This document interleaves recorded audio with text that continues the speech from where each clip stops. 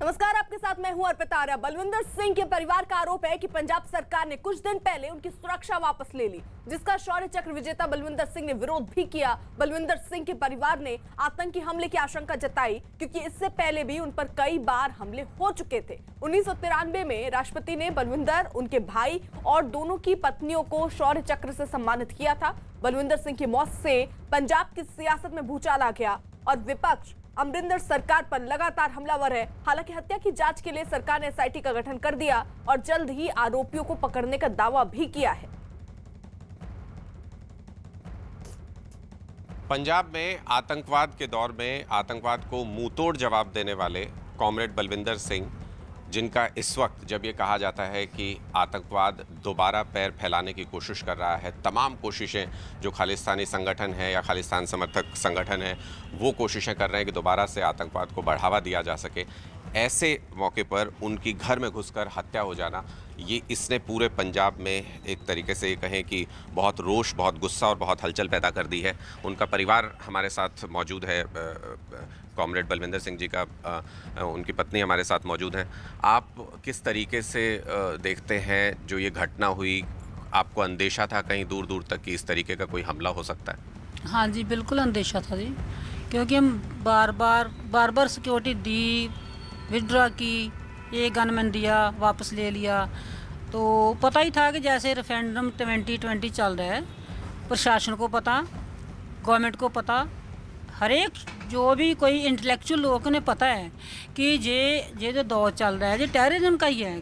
कहीं किसी government office में जा कर के खालिस्तान का झंडा लहरा देना, सरकारी दफ्तरों पे लहरा देना, जगह जगह पे खालिस्तान के नारे लिख देना, और ये खालिस्तान की बात ही तो है, टेररिज्म तो है ये सारा कुछ। आपको लगता है कि आपका शायद बहुत चुनिंदा परिवारों में से ऐसा परिवार होगा जिसमें 4 शौर्य चक्र आपके परिवार के लोगों को मिले हैं और आपने वो पूरा दौर देखा है आतंकवाद का और उसका डट करके मुकाबला किया पूरे परिवार के साथ। आपको लगता है कि वापस उसी तरीके की स्थितियां बन रही है या वापस आतंकवाद पनपने की कोशिश कर रहा है? ये इसको आप जोड़ कर देखते हैं, जो हमला हुआ घर में घुसकर जो हत्या की गई, इसको जोड़ करके देखते हैं आप कि आतंकवादी गतिविधि? हाँ जी, हमला तो कल हुआ, लेकिन जैसे ही रेफरेंडम के 2020 की बात आ रही थी, बाहर से फंडिंग आ रही, बिल्कुल पंजाब में आप सबको पता है कि नशा बहुत ज़्यादा है, बेरोज़गारी बहुत ज़्यादा, नौजवान बच्चे पढ़ लिख के बेरोज़गार घूम रहे हैं, उन्हें कोई जॉब नहीं है, तो कुछ ना तो फिर कुछ चाहिए। बाहर से फंडिंग आ रही है तो जो नौजवान लड़के वो बड़ी जल्दी गुमराह हो रहे हैं, पैसा मिल रहा है, वेपन मिल रहे हैं और उन्हें बड़े सब बाग दिखाए जा रहे हैं कि आपको पता नहीं क्या बना देंगे, खालिस्तान आ जाएगा। बनना नहीं खालिस्तान, बिल्कुल नहीं बनेगा, हम बनने भी नहीं देंगे। बेशक हम अपनी जाने के उन्हें कुर्बान कर दें, पहले भी फाइट किया आगे के इसका मतलब ये नहीं है कि कॉमरेड बलविंदर सिंह संधू शौर्य चक्र को शहीद कर दिया तो हम डर के बैठ जाएंगे, नहीं, पहले से भी ज़्यादा डट के लड़ाई करेंगे। पहले भी हमने जान तली पे धर के रख करके फ़ाइट किया, अब भी करेंगे।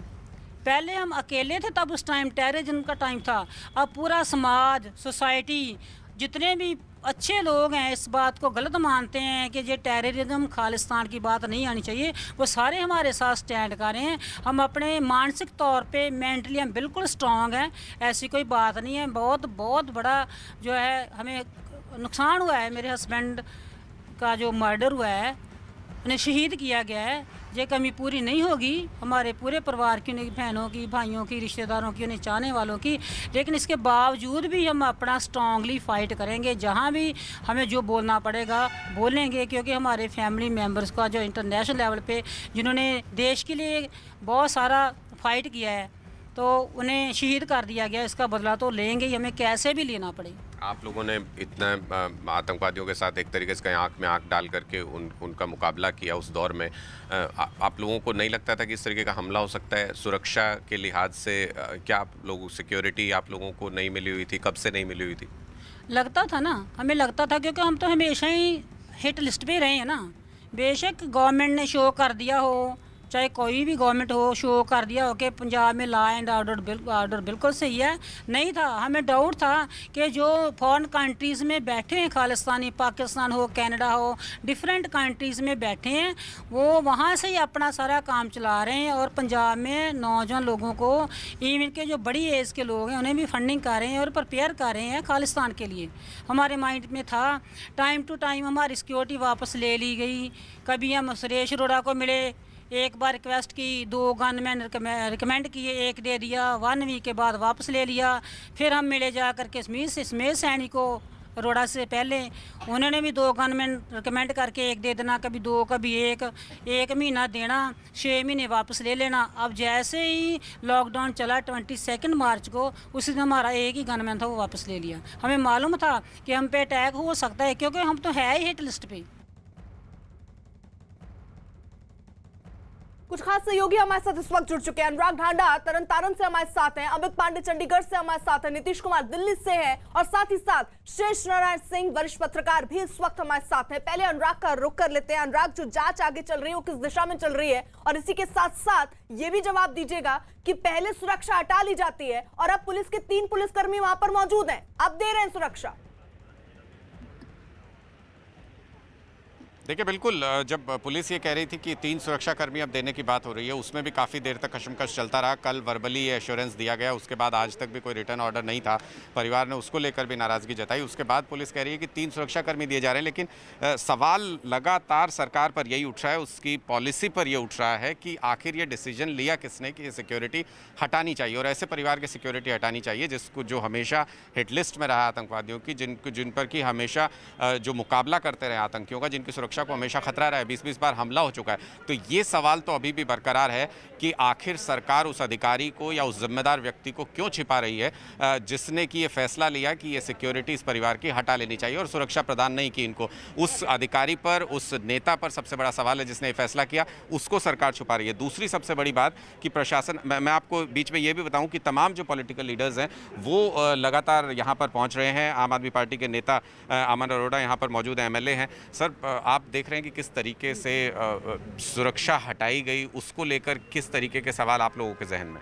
देखिए, सवाल स्वाभाविक है कि अगर सुरक्षा होती तो ये वाक़या ना होता, कॉमरेड बलविंदर सिंह की जान बचाई जा सकती थी। लेकिन परिवार के बार बार रिक्वेस्ट करने के बावजूद भी सरकार के कानों पे जूं नहीं सरकी। तो मैं समझता हूं कि इस हत्या की जिम्मेवारी सीधे सीधे तौर के ऊपर सरकार के ऊपर बनती है, क्योंकि अगर वो सुन लेते तो आज शायद ये अनफॉर्चुनेट इंसिडेंट ना होता। परिवार ये भी आरोप लगा रहा है सर कि पुलिस जानबूझकर जो इन्वेस्टिगेशन है उसको डाइवर्ट कर रही है। परिवार सबूत दे रहा है, CCTV फुटेज दे रहा है कि रेकी की जा रही है, उसके बावजूद पुलिस उस पर ध्यान नहीं दे रही है। नहीं, देखिए, ये तो इन्वेस्टिगेशन का मैटर है, और अगर परिवार कह रहा है तो किसी जो परिवार जिसने इतना लंबा समय बिना पुलिस की सपोर्ट से इतने टेररिस्ट अटैक को कम अकेले मुकाबला किया है, दैट मीन्स उनके पास कोई ना कोई स्ट्रेंथ तो है ही, कोई ना कोई उनके पास भी इंटेलिजेंट इनपुट्स हैं जिसकी वजह से वो बार बार सरकार को कह रहे थे। अगर परिवार ये कह रहा है तो सरकार को इसको गंभीरता से लेना चाहिए, क्योंकि इस तरीके का रिलैक्स्ड एटीट्यूड नहीं बर्दाश्त किया जा सकता। कल 7 बजे का मर्डर हुआ है और अभी तक 3 गनमैन कहते दिए गए हैं, उनकी भी कोई रिटर्न ऑर्डर्स उनके नहीं मिले।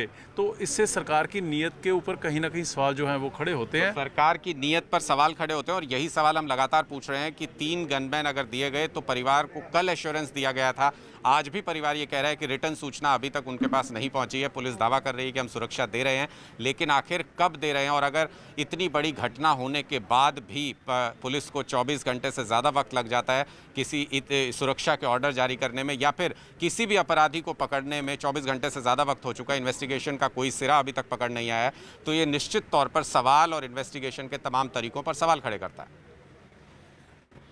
ठीक है, अमित हमारे साथ हैं।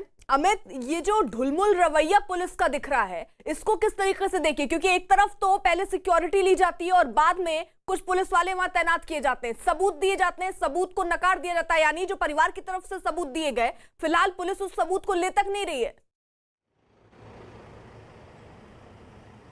जी बिल्कुल, जो महत्वपूर्ण लोग हैं उनकी जो सिक्योरिटी है लगातार हटाई इस पर जाती है। और इससे पहले भी पंजाब पुलिस के पूर्व डीजीपी सुमेध सिंह सैनी का अगर वाकया हम देखें तो उनके खिलाफ भी 30 साल पुराने एक मामले में उनके खिलाफ एफआईआर दर्ज की गई और उसके बाद तमाम तरह की लीगल इसमें प्रोसीडिंग्स हुई और कुछ दिनों पहले सुप्रीम कोर्ट से उनको पूर्व डीजीपी को राहत दी गई। और ये कौन थे सुमेध सिंह सैनी? सुमेध सिंह सैनी वही थे, चंडीगढ़ में एसएसपी हुआ करते थे जब आतंकवाद अपने चरम पर था और केपीएस गिल के साथ उन्होंने anti militancy anti terrorism operation में हिस्सा लिया और बहुत ही उनका जो बहुत ही सख्त कार्रवाई की। और तब उसके बाद इतने आला अधिकारी के खिलाफ ऐसी 30 साल पुराने मामले की एक एफआईआर आप दर्ज करते हैं और सुप्रीम कोर्ट से आखिरकार उनको जब राहत मिलती है तो ये दिखाता है कि कैसे जो पंजाब पुलिस के जो जवान हैं, पंजाब पुलिस के अधिकारी हैं, ऑफिसर्स हैं, लोग हैं, किस तरीके से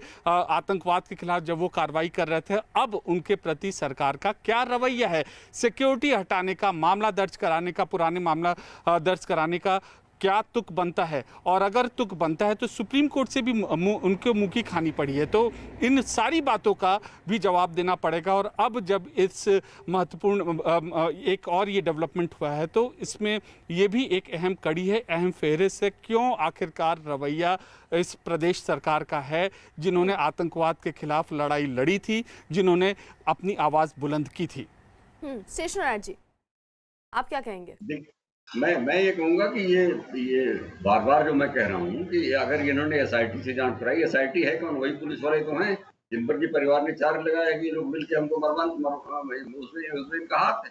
जो सबूत नहीं ले रहे हैं, जो कोई मानने को तैयार नहीं। और अभी अनुराग ने इंटरव्यू दिखाया एक पुलिस वाले का, वो कह रहा है और चलो जी कोई बात नहीं, अब तो सिक्योरिटी दे दी है, 3 पुलिस वाले आपने बैठा दिए हैं। तो ये सिक्योरिटी नहीं है, आपको इसकी तह तक जाना पड़ेगा, वरना मैं आज ही भविष्यवाणी कर दे रहा हूँ कि जब फैसला होगा, जब इसकी जांच होगी, इसका मुकदमा होगा तो पता लगेगा कि नहीं साहब वो तो हम पकड़ नहीं पाए, कोई मारा नहीं, किसी ने नहीं मारा। वही शेर लगेगा मुंसिफ ने कातिल की दलील मान ली, मकतूल खुद गिरा था खंजर के नोक पे। तो ये करने जा रहे हैं, इसलिए इसमें नेशनल सिक्योरिटी का मामला है,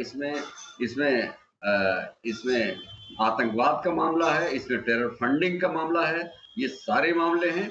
और इस सरकार पर जो कि 24 घंटे हो गए अभी तक मैंने किसी छोटे मोटे मंत्री को भेज दिया, अमरिंदर सिंह ने अभी अपनी पोजीशन तक नहीं क्लियर की है कि भाई इतने बड़े जो एक टेररिज्म के खिलाफ जंग का फेस हो सकता है, उस दौर में ये सारे लोग जब छुपे बैठे थे उस वक्त लोग लड़ रहे थे। और मैं फिर कह रहा हूँ कि जो इसकी डिटर्मिनेशन दिखे जरा जगदीश कौर का कि हम खालिस्तान बनने नहीं देंगे चाहे जो करना पड़े। तो अब तो हम अकेले लड़ रहे थे, तो पूरा समाज हमारे साथ है। तो उस समाज को ये भरोसा देने की जरूरत है और हमको as a nation, as a central government को चाहिए, या सेंट्रल गवर्नमेंट पूरे नेशन को रिप्रेजेंट करती है, वो इनको भरोसा दे कि हम तुम्हारी लड़ाई लड़ेंगे और हम आपकी इज्जत करते हैं। अरे आप कुछ तो करिए भाई, इतने बहादुर लोगों को कि आप उनके परिवार में मौत हुई है। और मैं अभी तक देख रहा हूँ ना पंजाब सरकार का कोई बड़ा अफसर, न पुलिस का कोई बड़ा अफसर, न सेंट्रल गवर्नमेंट का कोई बड़ा नेता कहीं कोई पोजीशन ही नहीं ले रहा। पंजाब हिंदुस्तान बड़ी बात कही आपने कि कोई भी अभी तक आगे ही नहीं आया। आप रहिए हमारे साथ। पंजाब में आतंकवाद का बहादुरी से मुकाबला करने वाले शौर्य चक्र विजेता बलविंदर सिंह के हत्यारों का अब तक कोई सुराग पुलिस के हाथ नहीं लगा। कल तरनतारन में बलविंदर सिंह की उनके घर में घुसकर गोली मारकर बेरहमी से हत्या कर दी गई थी। बलविंदर सिंह की पत्नी के भाई ने पंजाब पुलिस पर एक बड़ा आरोप लगाया। इस बीच बलविंदर की पत्नी के भाई गुलशनबीर सिंह ने भी साफ कहा कि पुलिस इस मामले में लीपापोती कर रही है। कॉमरेड बलविंदर शौर्य चक्र विजेता, उनकी जिस तरीके से घर में घुस करके हत्या हुई, क्या वो एक सोची समझी साजिश थी? क्या उसका पूरा प्लान तैयार किया गया? हमारे साथ परिवार के सदस्य ब्रदर इन लॉ हैं कॉमरेड बलविंदर के, वो हमारे साथ मौजूद हैं। आप हमें ये बताइए कि हम जैसे आप अगर मेरे साथ आएंगे, हम देखें कि इस कमरे में अटैक हुआ, हमने CCTV वीडियो में भी देखा कि वहाँ से आकर के यहाँ फायरिंग हुआ। क्या कैसे मालूम था आरोपियों को या हमलावरों को कि अकेले मिल जाएंगे सुबह? क्या रोज़ सुबह आते थे नीचे कॉमरेड बलविंदर? वो रूटीन में रोज़ सुबह आते थे नीचे। वो रैकी कर रहे थे 20-25 दिन से।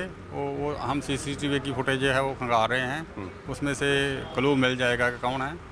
और रैकी की थी, इसीलिए उनको मालूम था कि वो गेट में आएंगे और उसके बाद ऑफिस में जाएंगे और उनके नीचे आने का टाइम क्या है, वो उनकी रूटीन थी, डेली की रूटीन थी, और उस रूटीन का फ़ायदा उठाते हुए उन्होंने उनको क्या क्या करते थे वो? सुबह कॉमरेड बलविंदर अकेले नीचे आते थे, यहाँ कमरे में बैठते थे, किस किस चीज़ के लिए आते थे? रूटीन था?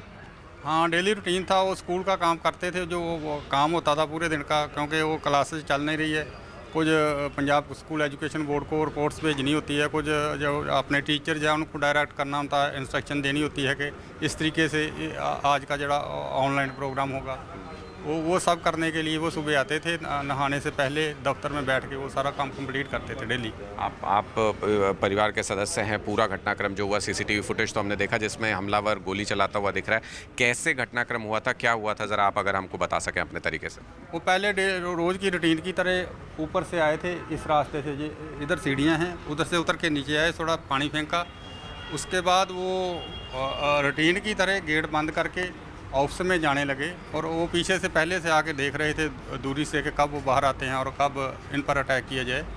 उसके बाद उसने अंदर आया, एक आदमी बाहर खड़ा रहा मोटरसाइकिल स्टार्ट करके। उसने बाहर से 2 फायर किए। उसके बाद उन्होंने अंदर गए, अंदर जाके वो दरवाज़ा बंद करने की कोशिश की। हमने देखा कि यहाँ पर भी गेट पर भी खून के निशान है। क्या गेट पर ही मौजूद थे कॉमरेड जिस टाइम फायर किया था? यहाँ से फायर जो हुआ था, जिस टाइम फायर किया उस टाइम पे ये सीढ़ियाँ ऊपर खड़े थे इस जगह पे। हाँ। उसके बाद जब उसने फायर कर दिए, पहले उसने पिस्टल नहीं निकाला। जब इन्होंने पिस्टल देखा, फिर उसको बोल के कि ये क्या कर रहा है, उसके बाद उन्होंने अंदर जाने की कोशिश की और दरवाजे को क्लोज करने की कोशिश की, लेकिन नहीं कर सके, और उसने अंदर जाके फायर करके उनका शहीद कर दिया। हम देख रहे हैं कि गेट पे भी एक सीसीटीवी लगाया हुआ है आप लोगों ने। क्या कोई पिछले दिनों में कोई इस तरीके का क्लू आप लोगों को मिला है कि बाकायदा रेकी हुई थी इस पूरे घटनाक्रम को अंजाम देने के लिए? हाँ, वो देख रहे हैं, हम पुलिस को बता रहे हैं, लेकिन वो कॉम्बिनेशन नहीं, तालमेल नहीं बन रहा। शायद पुलिस का उनकी कोई प्रॉब्लम होगी। हाँ। वो देख रहे हैं, हम बहुत से हैं, वो 2-3 आदमी हैं जो रैकी करके जाते हैं, गेट के बाहर आते हैं और देखते हैं इस अलग अलग टाइम पे, और वो पूरी तरह से वो प्रिपेयर होके प्री प्लान्ड सारा वो अटैक था वो हुआ। तो क्या पुलिस इन सबूतों को नहीं समझ रही है, पुलिस इन सबूतों को नहीं कंसिडर कर रही है? I think police is diverting the investigation. वो किसी और पॉइंट पर लेके जाना चाहती है। वो आतंकवाद से कि ये नेशनल लेवल पे ये हाईलाइट हो जाएगा कि ये 2020 से रिलेटेड है, ये आतंकवाद की कार्रवाई है।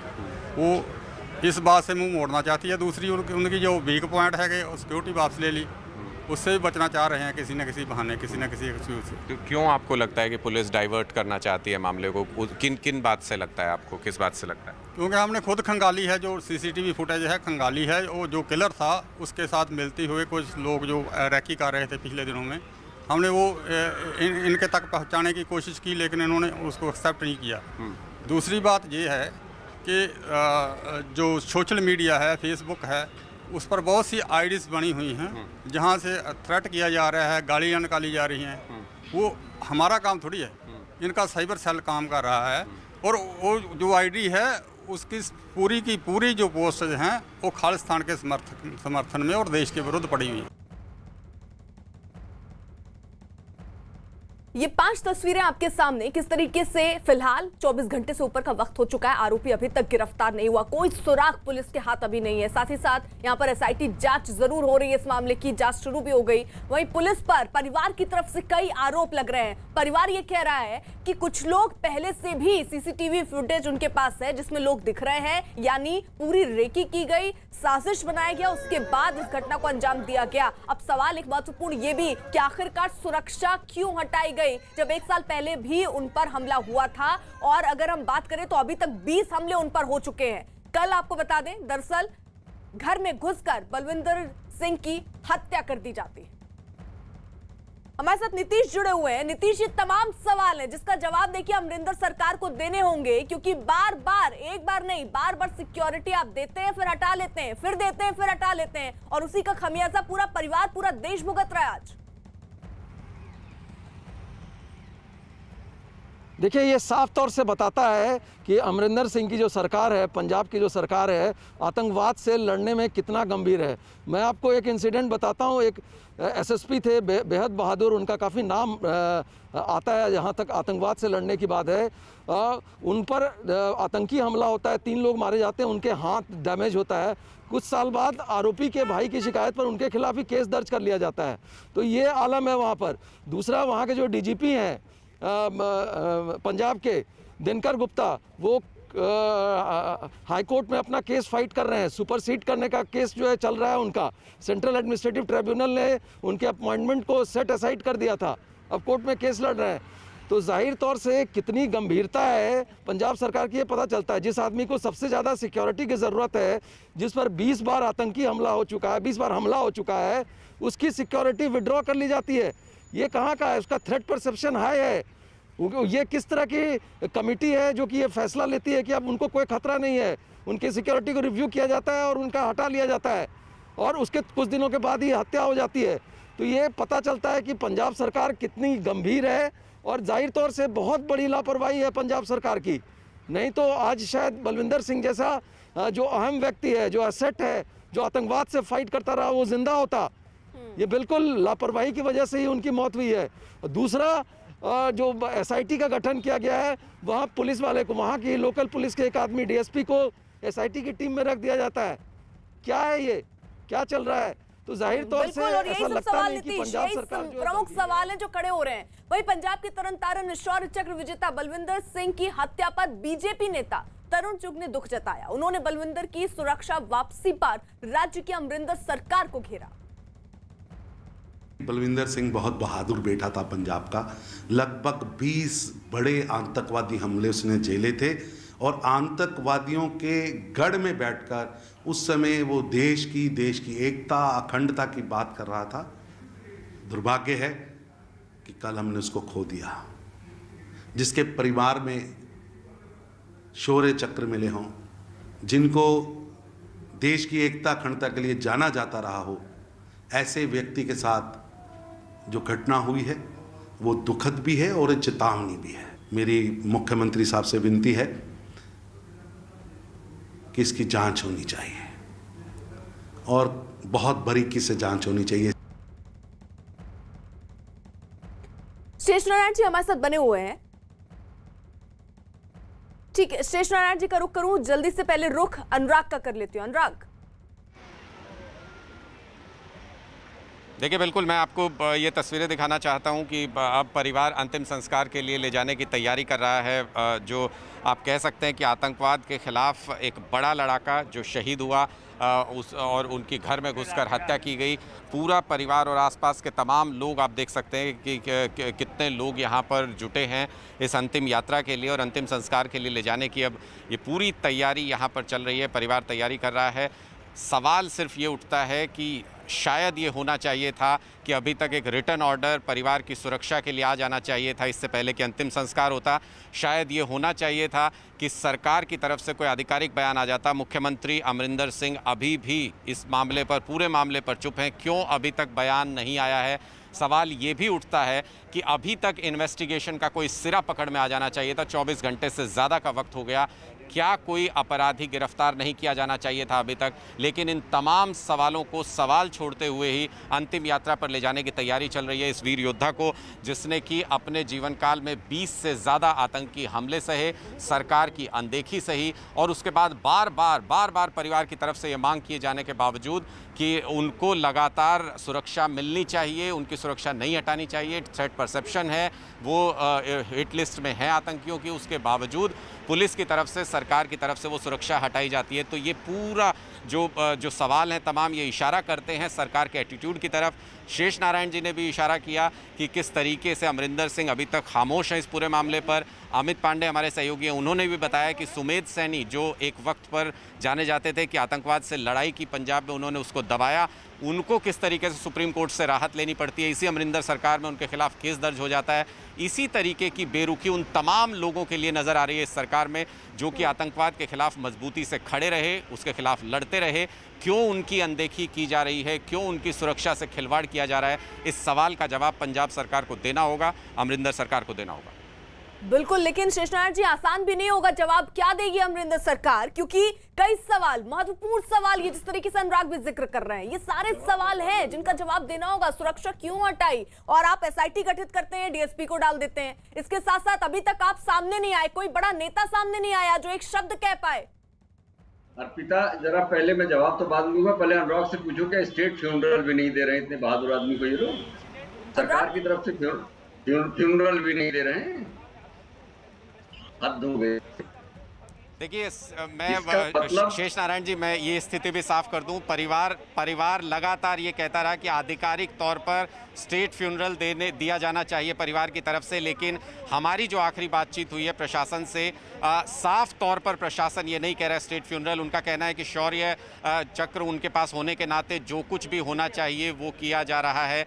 प्रशासन की तरफ से तमाम देखरेख की जा रही है, हमारी मौजूदगी में यह अंतिम संस्कार होगा, लेकिन वो साफ तौर पर ये कहने को तैयार नहीं है कि स्टेट फ्यूनरल दिया जा रहा है या शहीद का दर्जा दिया जा रहा है, या जो परिवार की मांग है कि परिवार के एक सदस्य को कम से कम सरकारी नौकरी दी जाए, उस पर किसी तरीके का साफ रवैया प्रशासन का नहीं है। उनका कहना है कि हम एप्लीकेशन बनाकर भेज देंगे, ऊपर से क्या तय होकर के आता है वो परिवार को सूचित कर देंगे। ये देखिए, अब अर्पिता, अब इसमें कुछ कहने को रह जाता है? इसका मतलब अमरिंदर सिंह के इशारे पर इस परिवार को वो अपना दुश्मन मान रहे हैं। वो आपकी पॉलिटिकल पार्टी में अगर नहीं है तो आप उनको सुरक्षा नहीं देंगे, आप उनको अपमानित करेंगे। ये तो बाकायदा अपमान है, शौर्य चक्र उसके पास है। और पूरे परिवार के, और जो अभी जगदीश कौर का जो बयान आया है, उसका जो डिटर्मिनेशन है, उस सब के बाद आप जो है उनको एकदम इग्नोर कर रहे हैं। और मुझे ताज्जुब है कि बीजेपी के नेता लोग भी वहां बैठे हैं, दिल्ली में बीजेपी की सरकार है और वहां पे एक बाकायदा वो एक पॉलिटिकल फोर्स है। क्यों नहीं वो लोग, हम चाहते हैं कि इसमें लोग राजनीति करें, लेकिन राजनीति करें तो एक राजनीति का मकसद अधिकतम लोगों का अधिकतम कल्याण चाहिए। और एक आदमी जो पूरे देश में आतंकवाद के खतरे कहाँ नहीं है, उत्तर प्रदेश में है, पंजाब में है, यहाँ बंगाल में है, कश्मीर में है, तो आतंकवाद के खतरे के एक सिंबल के रूप में इसको इस्तेमाल किया जाना चाहिए। और जो लोग भी इस पे लिबापोती करने की बात कर रहे हैं, उस पर समाज को, नेशन को निंदा करनी चाहिए। और नेशन की जो रिप्रेजेंटेटिव सरकार है उसको अधिकतम लोगों की भावनाओं को, शौर्य चक्र विजेता को, आतंकवाद से लड़ने वाले बहादुर के सम्मान के लिए अपनी पहल पे काम करने चाहिए। ठीक है, इसमें इनको अमरिंदर सिंह का इंतजार करने की जरूरत नहीं है। बिल्कुल, और आपने जैसा जिक्र किया कि सियासत इसमें होनी भी चाहिए, और जमकर देखिए सियासत भी हो रही है इस पूरे मसले पर। ये सरकार कानून व्यवस्था बनाए रखने में जहां विफल है, इस सरकार का पूरा ध्यान पंजाब के अंदर राजनीतिक वातावरण को भी दूषित करने में लगा हुआ है। और इस सरकार से कोई उम्मीद की जाए, मुझे नहीं लगता कि ये अपने धर्म का पालन करें उस प्रकार से। मुख्यमंत्री जी बातें जरूर करते हैं, बड़ी बड़ी बातें होती हैं, दोषियों को छोड़ा नहीं जाएगा, हर केस के बाद उनका एक ही बयान होता है, लेकिन नतीजा कोई नहीं निकलता। उनको देशद्रोही ताकतों ने जो गोलियों से उन्हें मार दिया है, उनकी हत्या की गई है, और उसके लिए पंजाब सरकार ने एक एसआईटी का गठन किया है।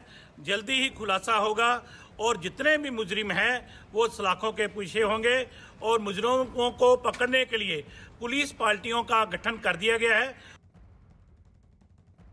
पंजाब सरकार अपने कांग्रेसी लोगों को सिक्योरिटी कवर देती है, लेकिन शौर्य चक्र प्राप्त कॉमरेड बलविंदर सिंह जैसे लोग जिनकी जान को सही मायने में खतरा है, लेकिन उनसे सिक्योरिटी वापस ले ली जाती है। सो मैं समझता हूं कि बार बार पुलिस को इन्फॉर्म करने के बाद भी जब सिक्योरिटी कवर वापस ले लिए गए, तो इस कत्ल के लिए कैप्टन अमरिंदर सिंह की सरकार और पंजाब पुलिस सीधे तौर के ऊपर जिम्मेवार है।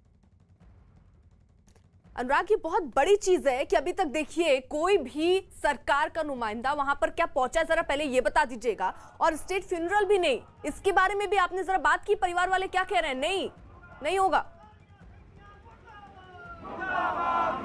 देखिए, मैं आपको एक तस्वीर दिखाऊंगा सिर्फ, और उससे सब कुछ साफ हो जाएगा। इधर इस अमर शहीद के लिए इधर नारे लग रहे हैं। ये तमाम लोग इनकी बहादुरी के लिए इनकी अंतिम यात्रा में शामिल हुए हैं। और दूसरी तस्वीर आप देखिए, जिस सुरक्षा के लिए ये शहीद हो गए, जिस सुरक्षा के इंतज़ार में तमाम जो पॉलिटिकल लीडर्स यहाँ पर पहुँचे हैं, उनके साथ जो सुरक्षा कर्मी आई है, मैं आपको तस्वीर दिखाता हूँ जिससे आपको पूरी तस्वीर समझ में आएगी। ये जो तमाम जो नेता यहाँ पर पहुँचे, उनके साथ आप देखिए सुरक्षा कर्मी तैनात, 1 2 3 4, यहाँ इधर देखेंगे 2 कमांडो इधर भी तैनात है, 5 6, जितने नेता आप यहाँ पर देखेंगे उन सभी के साथ इधर ये और सुरक्षाकर्मी तैनात हैं। जो तमाम नेता यहाँ पर पहुँच रहे हैं उन सबके साथ सुरक्षाकर्मी तैनात हैं। और इससे ज़्यादा शर्म की बात नहीं हो सकती कि एक परिवार जिसमें 4 शौर्य चक्र विजेता हैं, उनको पंजाब पुलिस सुरक्षा नहीं दे सकती है। लेकिन जो भी नेता यहाँ पर आ रहे हैं, कोई भी किसी भी पार्टी के नेता, उन सबके साथ ये सुरक्षाकर्मी तैनात हैं। ये पंजाब पुलिस की तस्वीर है जिस पर उनको खुद से सवाल पूछना होगा कि क्या 4 शौर्य चक्र विजेता जिस परिवार में है, उनको पंजाब पुलिस सुरक्षा मुहैया नहीं करा सकती है। लेकिन जो नेता आज उनके फ्यूनरल में आ रहे हैं, जो उनके अंतिम संस्कार में शामिल होने आ रहे हैं, जो उनके साथ अपनी सहानुभूति जताने आ रहे हैं परिवार के साथ, उन सबके साथ सुरक्षाकर्मी मौजूद हैं। तो ये सवाल अमरिंदर सरकार जिससे बच नहीं सकती कि उन्होंने जानबूझकर क्यों इस तरीके की अनदेखी की इस परिवार की सुरक्षा में, और क्यों समय रहते सुरक्षा नहीं दी गई। बिल्कुल। और छोटा सा रिएक्शन मैं शेष नारायण जी का चाहूंगी इस बीच। शेष नारायण जी, ये देखिए, इसको अब किस तरीके से परिभाषित किया जाए कि वहां पर जो छोटे छोटे नेता भी पहुंचे हैं उनको तक सुरक्षा मिली है, और कितनी शर्म की बात है कि शौर्य चक्र विजेता रहे उनको कोई सुरक्षा नहीं, बार बार गुहार करना पड़ा है परिवार को, उसके बाद मिलती और फिर ले ली जाती सुरक्षा वापस। अब ये नेता लोग जो हैं, तभी भी जब दमन चक्र चल रहा था आतंकवादियों का पंजाब में, उनकी सरकार चल रही थी, तभी अपने बिलों में छुपे हुए थे। ये नहीं रहे होंगे, पैदा नहीं रहे होंगे इनके पहले के लोग। पॉलिटिशियन ने पंजाब को बुरी तरह से फेल किया था, और इसमें दो राय नहीं है। उनसे मिलजुल के सारी आतंक हुआ था, और आज उस आतंक से लड़ने वाला जो चेहरा है, जो परिवार है, और उसको आप दुश्मन मान रहे हैं, ये तो सीधी बात है। अभी अनुराग ने बहुत अच्छा किया, कंट्रास्ट दिखा दिया कि छुटभैया नेता आएगा, 4 उसके साथ, 5 उसके साथ बंदूकधारी होंगे, और इसके अभी उनका डीएसपी करा था कि 3 बैठा तो दिए हैं मैंने। तो इसलिए अपमान भी है, और इसके लिए अब क्या प्रोविजन होगा वो सरकार जाने, लोग जाने, समाज जाने। एज एन इंडिविजुअल, सरकार की बात मैं नहीं कर रहा हूँ, लेकिन एज एन इंडिविजुअल जिसने पंजाब के आतंकवाद का खूंखार चेहरा देखा है। पंजाब में आपको पता है, जब आतंकवाद था तो लोग जमीनें अपनी छोड़ के भाग रहे थे। पंजाब जो बहुत महंगी जमीनें थी, लोग छोड़ के चले आते थे, कुछ देर तो चले जाते थे, और वहां पे ये आदमी लड़ता रहा, भीखमंड में लड़ता रहा। खालिद कमांडो फोर्स के गांव में उसको चुनौती देता रहा। 200 लोगों ने घेर के इसके घर पे हमला किया, पुलिस नहीं थी, खुद ही लड़े ये लोग। और उस सब के बावजूद उसको आप इस तरह से अपमानित कर रहे हैं, तो ये तो स्टेट फ्यूनरल की बात तो जाने दो, तो अपमान का हो गया, हद हो गई भाई। ठीक है शेष नारायण जी, रहिए आप हमारे साथ। तमाम सहयोगी भी बने हुए हैं। तरनतारन हत्याकांड से जुड़ा हर अपडेट, हर खबर देखिए news18india.com पर। और अब बात एक खास खबर की, क्योंकि